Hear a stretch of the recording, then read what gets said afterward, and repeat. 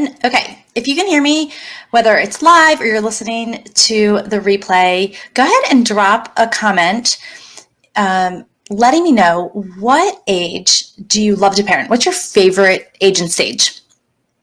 If we haven't met yet, my name is Melissa Corkum, and I'm a post-adoption support specialist, creator of the Real Life Behavior Plan system, and I am bringing you brain-based solutions to challenging behaviors so that you can laugh more and yell less. You can find more information about how I serve parents at thecorkboardonline.com, and I also co-host the Adoption Connection podcast.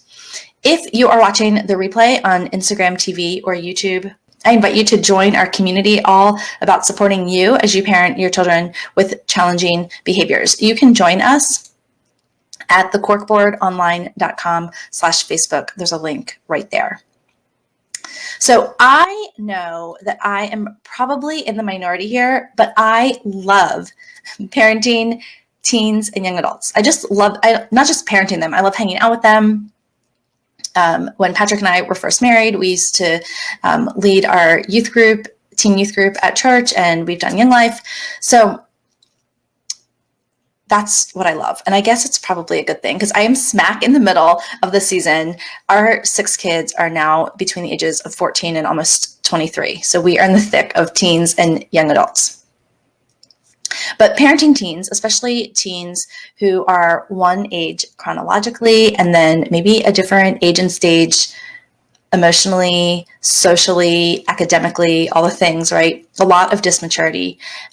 It can be really, really tricky.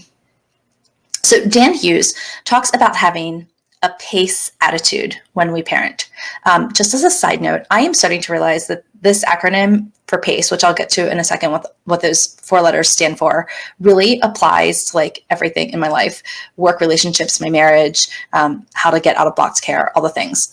But I want to talk specifically today about how these 4 elements are things that our teens need from us in order for them to be successful and for us to feel successful as a family. Okay, so let's start with P. Well, first of all, here's the acronym PACE, in case you're a visual girl like me. All right, the first thing our teens need from us is playfulness.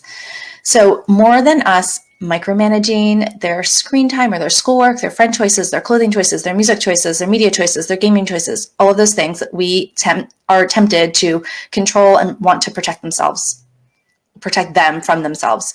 Our teens actually need us to find ways to connect with them and have fun with them. Dr. Bruce Perry, who wrote the book, The Boy Who Was Raised Like a Dog, he's a well-known child trauma expert, tells us that maturity is the accumulation of positive social emotional events in a person's life. The accumulation of positive social emotional events in a person's life, right? We can't teach our kids maturity. We can't drill it into them. We can't discipline it into them. We have to develop it in them by connecting with them in safe, positive ways. So if you feel like your teen is immature and just needs to grow up, this playfulness piece is absolutely crucial. This is what your teen needs from you.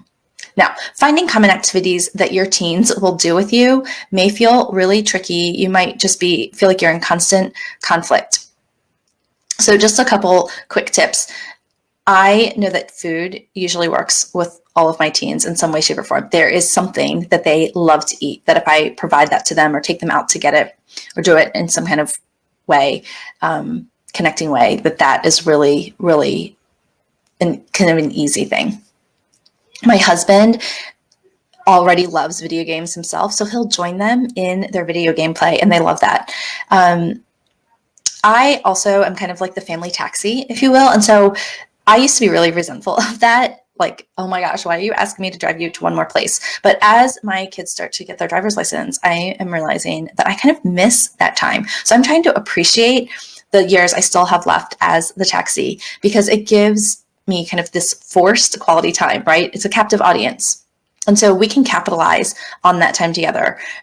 we kind of have a family rule in the house that if you're driving, you're in charge of the radio. But being in charge of the radio also means you can voluntarily relinquish control to whoever you're taxiing around. So I often will give my kids the opportunity to choose the music that we listen to. Sometimes we'll go through a drive-through and get a quick treat. Okay, so we're back to food. So I guess food's probably still my number one suggestion. Okay, our kids also need acceptance from us. And as our teens grow into their own people with their own preferences, it can be really hard to accept their choices. But our kids, our young adult kids, have told us that one of the things that we did right as parents, one of the things that they really appreciated about us over the years was that we were their biggest cheerleaders when it came to their choices, and especially about where they wanted to learn or spend their time or their extracurriculars. Obviously, we weren't big cheerleaders for, the poor choices, but when it came to what classes they wanted to take, what they wanted to learn, what extracurriculars they wanted to do, all of those things.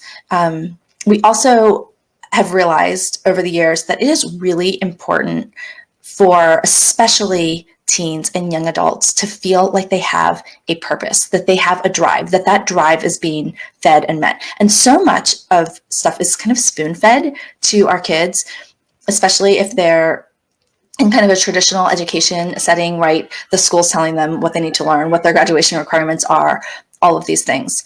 And so we have really kind of accepted their choices around what they choose to read, if they choose to read, the types of subjects they like to explore on YouTube,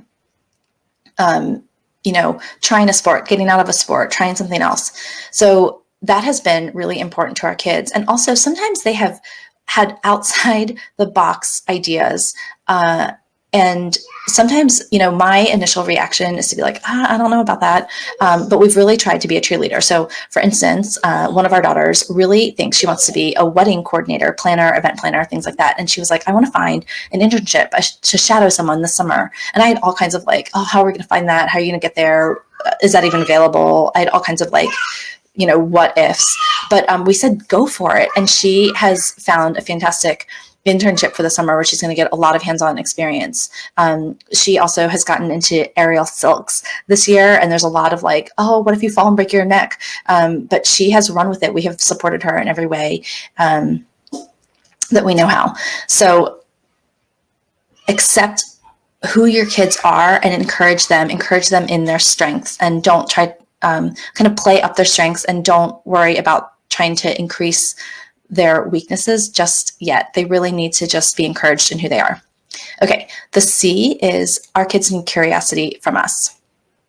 It can be easy to assume the worst about our teens. One of our kids walked out the door at 3 a.m. recently. I heard the door open and close. You can imagine all the things that I was assuming, right? Turns out he was just going out to the car to check to see if he had left the milk when he unloaded the groceries in the car. We won't talk about why he was up at 3 a.m., but if I had come out and railed on him for trying to sneak out rather than just, hey, what's going on? Is everything okay? Assuming the best with that curiosity, I could have really damaged our relationship. And let me tell you, you cannot fake curiosity. If your curiosity comes across as grilling, your kids are going to know. So you need to learn, do whatever you need to for yourself to get genuinely curious. The last thing our kids need from us is empathy.